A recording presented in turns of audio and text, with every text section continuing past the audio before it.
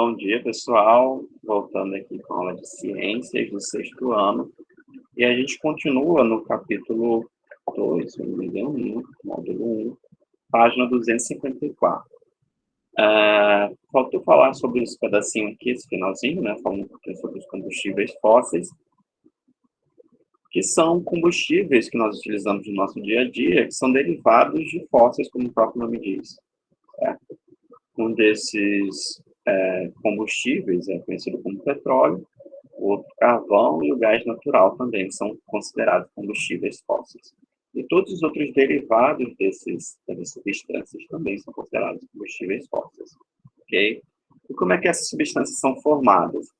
A gente falou no capítulo anterior, nesse mesmo capítulo, na verdade, no conteúdo anterior, falou um pouquinho sobre as rochas sedimentares.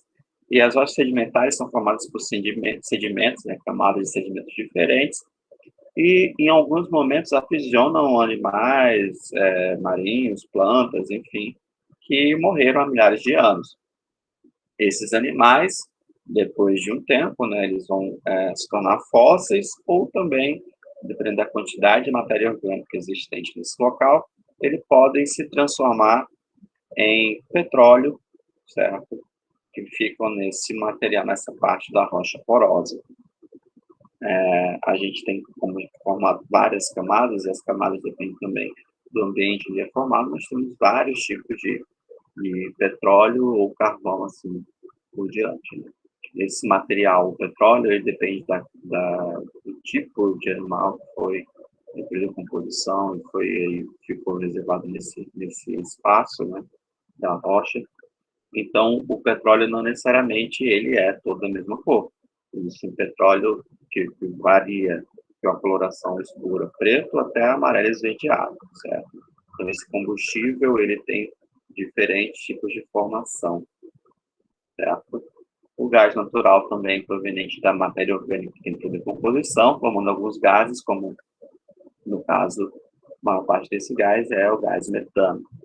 E também o carvão mineral, por conta das florestas e vegetais que foram aprisionados dessa maneira, também foram fossilizados, se tornando carvão mineral. O carvão mineral é diferente do carvão que a gente conhece do churrasco, né?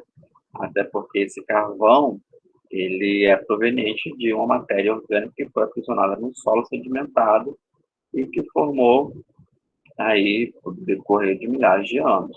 O carvão que a gente usa é apenas madeira que foi carbonizada, né? Esse material aqui, o carvão mineral, ele tem uma potência de combustibilidade muito maior do que o carvão que a gente usa na churrasqueira. A partir desses materiais que a gente conhece, né, existe a exploração desses combustíveis fósseis para o nosso uso no dia a dia. O petróleo, por exemplo, existem formas diversas de obter o petróleo. A maior parte do petróleo que a gente conhece, ele não está na parte continental, a maior parte ele está na região oceânica, certo? Então, existem plataformas especializadas para perfurar a camada do sedimento e encontrar esse petróleo aí.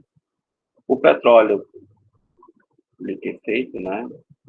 O petróleo, na verdade, ele é uma mistura de vários compostos diferentes, várias substâncias diferentes, e ele passa por um processo que a gente chama de refinamento do petróleo.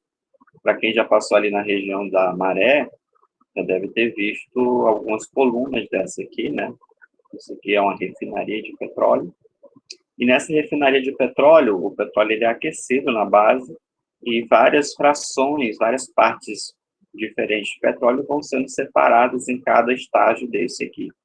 Então, a gente consegue separar do petróleo a gasolina, o óleo diesel, o querosene, o gás liquefeito de petróleo, o GLP ou gás de cozinha, e outros materiais também, como o piche, que é aquela massa asfáltica que a gente usa para fazer o asfalto da pista, né, das BRs aí.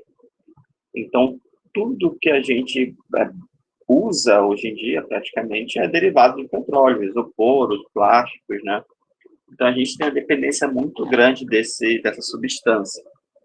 É importante falar também que esses combustíveis fósseis, eles são recursos finitos, né? Ou seja, eles têm um tempo de duração.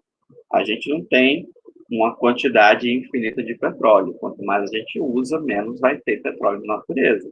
Até porque eles já foram formados há milhares de anos, não tem nenhuma quantidade de petróleo sendo formada atualmente, né? Todo o petróleo que a gente conhece, ele já foi formado há milhões e milhões de anos atrás.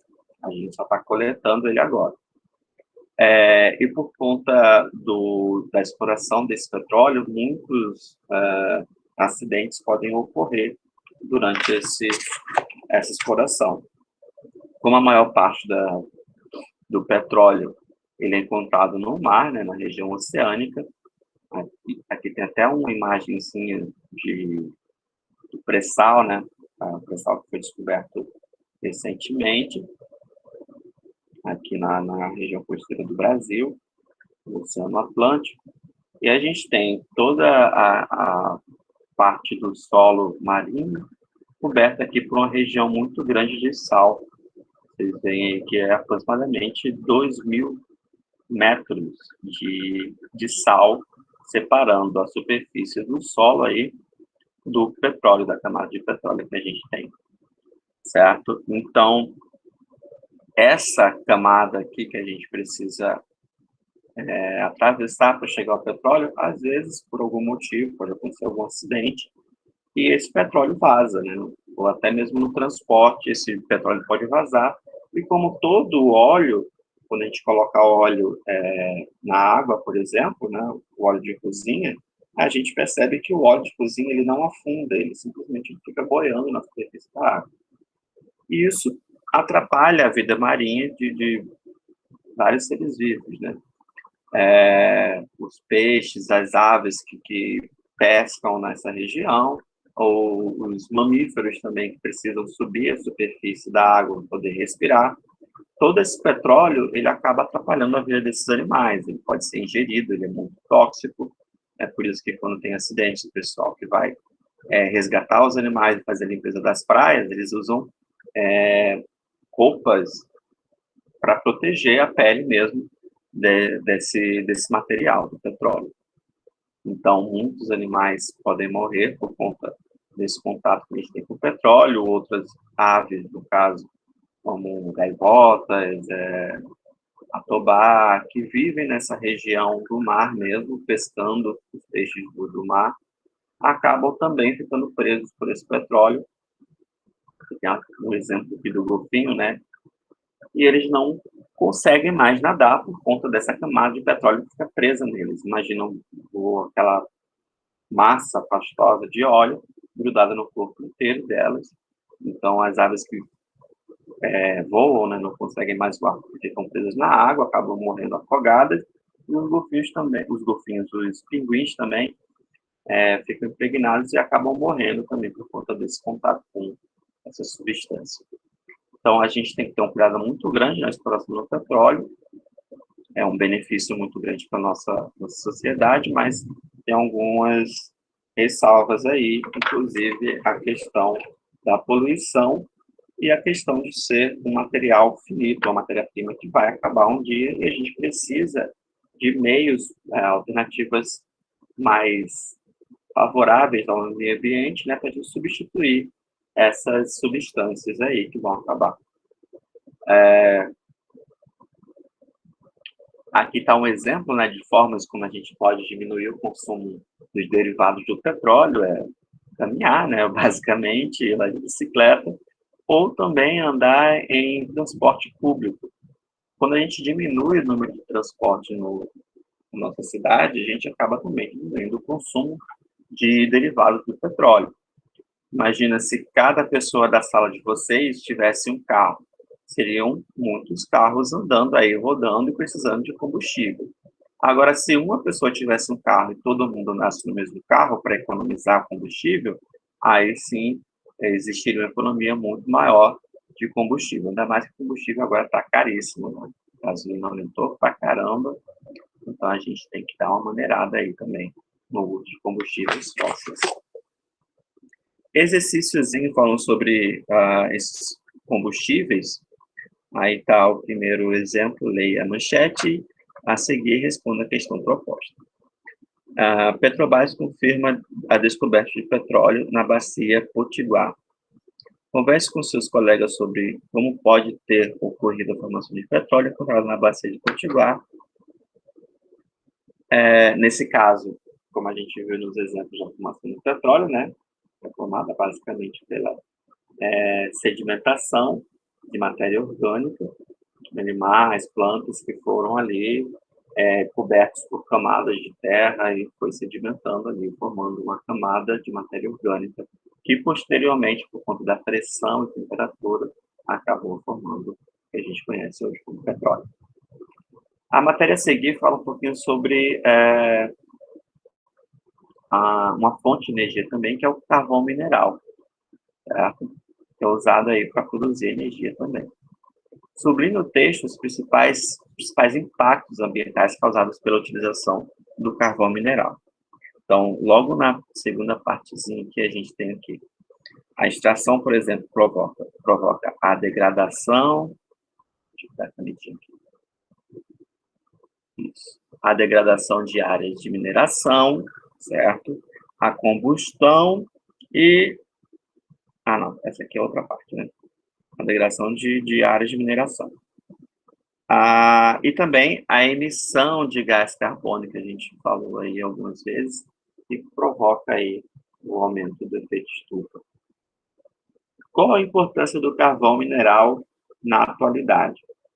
Ele tem uma importância muito grande na produção de energia elétrica, né?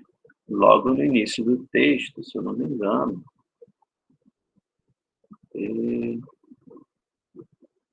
o próprio ANEEL fala aqui, né? Energia Nacional, Agência Nacional de Energia Elétrica. Então, o combustível aí, o carvão mineral, é utilizado para produzir energia elétrica nas nossas cidades. Alguns países que não têm rios, né, não têm outras fontes de energia, do Brasil basicamente é movida pela energia hidroelétrica. Então, tem grandes rios que a gente coloca uma barreira e produz energia a partir desses rios. Outros, como, por exemplo, a Rússia, né, que é uma cidade, um lugar muito frio, não tem rios à disposição para fazer esse tipo de energia, eles usam basicamente a energia proveniente de carvão e usinas nucleares também, certo? Logo depois a gente começa a falar um pouquinho aqui sobre uma parte importante da crosta terrestre, que é o solo, que é onde vivem os seres vivos aqui, né? Os seres humanos, os seres vivos, as plantas, enfim, a maior parte dos animais que vivem na Terra. O solo ele é formado basicamente pelo intemperismo, né, que seriam ações da natureza, como a chuva, o vento, o sol, que vão causando aí algum tipo de sedimentação, degradação das rochas. Aqui tem uma imagem mostrando todo o efeito do temperismo, chuva, neve, frio, calor. Isso vai transformando o solo que a gente vive, né? Transformando ele em com outra constituição, outra textura também. Aqui tem um videozinho rápido que eu vou passar para vocês aqui, ver se vocês conseguem acompanhar o videozinho.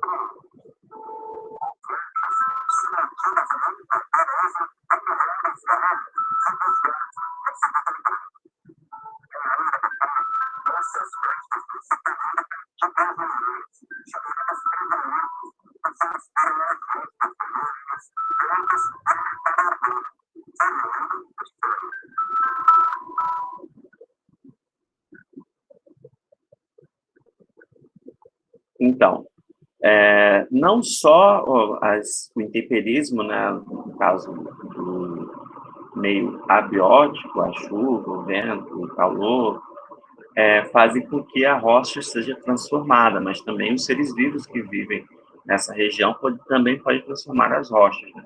A gente tem exemplo aqui das raízes de uma planta, de uma árvore, causando aí um intemperismo, quebrando a rocha em partes menores. Assim como os seres vivos também que vivem na região. Se a gente fica passando muitas vezes pelo mesmo local, acaba degradando a rocha, né? Provocando a erosão de algum tipo de rocha e modificando o ambiente também. A gente tem um exemplo aqui de uns animaizinhos cavando também, né? Um buraco no solo. Isso também pode ser considerado uma forma de intemperismo, modificando o solo e produzindo um solo mais arejado, um solo mais macio do que o solo era antigamente. Então, a gente passa por todo esse processo. A rocha mais antiga, que também é chamada de rocha matriz, ela passa por esse processo, onde vai sendo degradada, formando um solo mais macio, até que os próprios seres vivos desse ambiente transformam também o solo desse local, certo? Então, nós temos aqui a camada superior, onde tem grande quantidade de matéria orgânica e ela é mais arejada, certo? Mais macia, mais arejada, e tem maior quantidade de seres vivos do que as outras camadas. Na segunda camada, a camada que a profundidade aumenta, à medida que a profundidade aumenta, a quantidade de matéria orgânica diminui e o solo se torna menos arejado, dificultando a passagem de água para as camadas inferiores. E logo acima da rocha matriz, destaca-se uma camada formada principalmente por fragmentos dessa rocha que estão em um processo de intemperismo. Elas ainda estão passando por esse processo de degradação, né? Agora influenciado mais pela ação desses seres vivos, como as raízes das árvores que vão aprofundando cada vez mais e quebrando essa rocha em partes menores. Então, a gente tem várias características que a gente pode dar para o nosso solo, né? Uma dessas características é a cor do solo. O solo ele pode ter coloração diferente. A gente tem tonalidades de solo diferentes umas das outras. E isso vai ser diferenciado através da quantidade de matéria orgânica que vai ter nessa substância. A areia, por exemplo, ela tem uma quantidade de matéria orgânica bem menor do que a terra vegetal, né, o solo de florestas, que tem uma quantidade muito maior de matéria orgânica, de folhas e animais que deixaram ali algum dejeto. Então, quantidade diferente de matéria orgânica, solo completamente diferente, né? Tem um experimentozinho mostrando a textura desse solo. A textura e a porosidade tem a ver também com o tipo de solo, a riqueza do solo. A gente tem partículas mais grossas, mais grossas da areia, e a argila são formadas por partículas muito mais finas, que tem uma absorção também de água muito mais eficaz. Se a gente for fazer um filtro com água, com areia e argila, solos diferentes, a gente vai notar, né, que a permeabilidade do solo depende também da porosidade desse solo. A gente coloca um filtro com esse tipo diferente de areia, a gente vai ver que a água vai passar com mais facilidade do que a outra. Isso a gente chama de permeabilidade. É a facilidade com que a água tem de atravessar esse solo, certo? Tem um outro videozinho que eu quero mostrar para vocês, também apresentando essa diferença, né, a mudança do temperismo sobre um tipo de solo aqui. Deixa eu aumentar a tela. Aí deixa eu ver se volta aqui. Tem outro exemplo que eu vou mostrar para vocês. Gente, não vai dar. Mas é basicamente a imagem que vocês têm no livro, né? Só que apresentando aí com mais detalhes.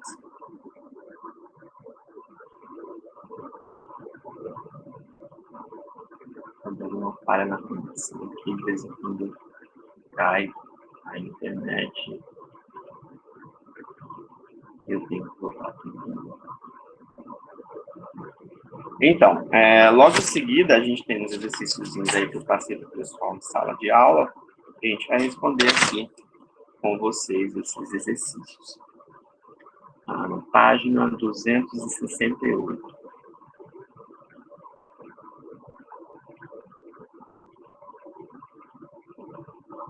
Primeiro exercício. O professor de uma turma da turma de Cássia montou no experimento ao lado. Em seguida, ele despejou 150 mililitros de água em cada recipiente. A gente tem um solo, primeiro aqui, é rico em areia, tem um papel de filtro, né? E o outro solo, ele é rico em argila. São solos completamente diferentes. Então, sobre esse solo, assinale V para as sentenças com informações verdadeiras e F para as falsas. A água escoa mais lentamente na garrafa B, pois essa amostra de solo apresenta maior porosidade. É verdade essa primeira parte, né?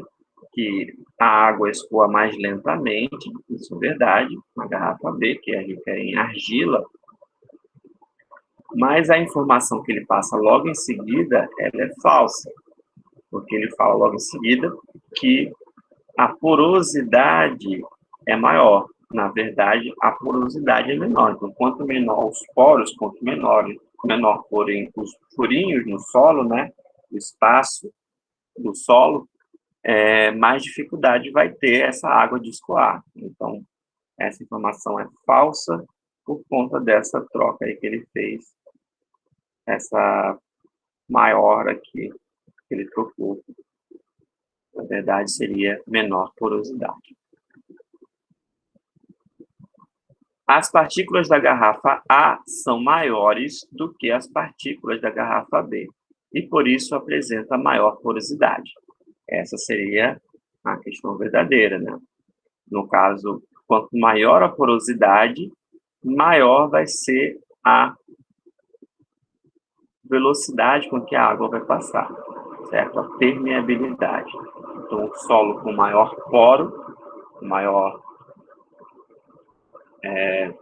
partícula maior, né? Mais espaço vai ter para a água passar entre eles. E, por último, a amostra da garrafa A apresenta menor permeabilidade do que a garrafa B. Falso. Né? Se a gente acaba de falar que ela tem maior porosidade, a permeabilidade também tem que ser maior e não menor. Reescreva as sentenças incorretas no seu caderno corrigindo-as. Então, nesse caso, na letra A água escoa mais lentamente na garrafa B, pois essa amostra de solo apresenta menor porosidade, certo? Então, troca aí maior por menor. E a outra sentença seria: a amostra da garrafa A apresenta maior permeabilidade que a garrafa B. Por isso, ela deixa a água escoar com mais facilidade, certo? Segunda questão. Leia o trecho da reportagem abaixo e responda as questões. Né, a seguir. Sublinhe no texto os fatores que contribuem para a compactação do solo na agricultura. Então, o que vai compactar o solo na agricultura? É um conteúdo que a gente vai falar mais à frente sobre a agricultura, o solo, né? A relação do solo com os seres vivos. Então, nesse caso, a compactação, ela se dá pela influência das máquinas agrícolas, como tratores, colheitadeiras, né? Como também pelo pisoteio de animais como o gado. Então, quanto mais esses animais caminham, né, as máquinas muito grandes, pesadas, passam pelo solo, o solo vai acabando ficando mais compacto. Então, nesse processo, a gente tem sempre que ficar revirando o solo, né, remexendo o solo para poder arejar o solo, deixar ele mais macio, não deixar ele compacto. No caderno, explique com suas palavras como a compactação do solo pode ser prejudicial à produção agrícola. Então, vocês vão ler o texto novamente e vão tentar explicar com as palavras de vocês o que acarretaria com a agricultura se o meu solo for muito compacto. Será que a gente vai conseguir plantar? Será que as plantas vão conseguir crescer no solo, um solo muito duro? Pelo dia a dia, a gente já consegue tirar uma conclusão sobre esse fato, né? Terceira questão. Leia o trecho da reportagem e complete as frases. Então, letra A. O nome do processo natural de formação da areia, citado no texto acima, é... A gente já falou, né, muitas vezes sobre esse tipo de ação, que é a erosão do solo, a erosão das rochas, né, sedimentação da rocha. Então, está aqui, ó, a erosão das rochas, ocorrida durante milhares de anos, que forma aí a areia, o solo que a gente conhece hoje. Esse processo ocorre por causa da... Aí, o que vocês acham? Eu já falei várias vezes, né, que a erosão é causada por intemperismo, ação dos ventos, da chuva,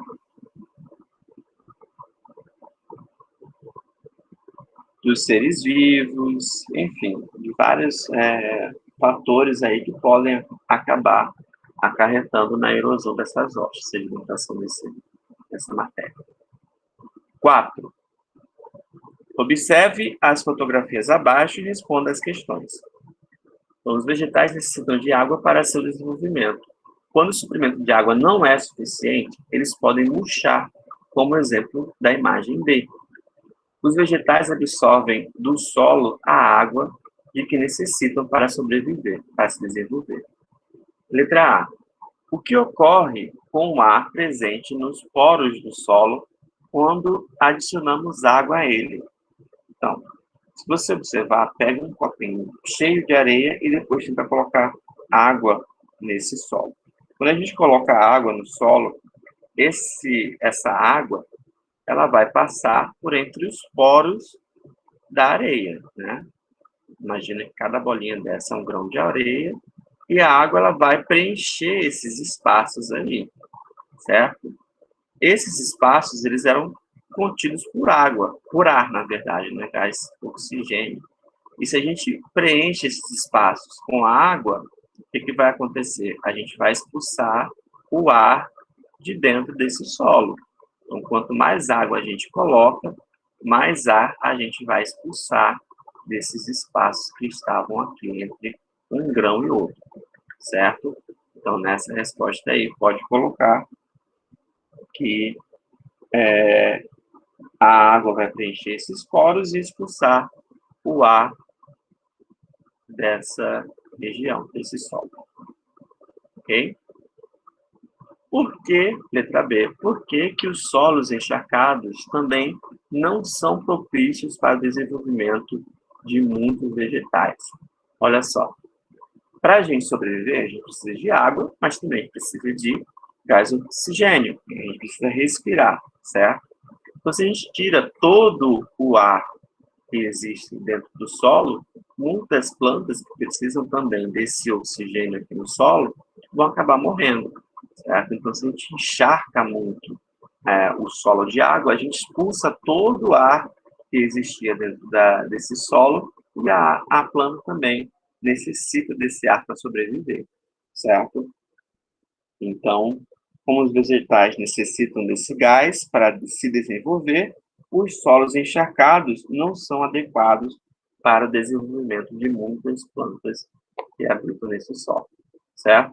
A gente encerra a nossa aula por aqui. Na próxima aula, a gente vai pegar o módulo 2, certo? Módulo 2, opa, já passou aqui até. Vai pegar o módulo 2 para falar um pouquinho sobre a ação do homem, né, dos seres vivos, na agricultura, ok? Então, a gente se vê na próxima aula. Estudem. Até a próxima.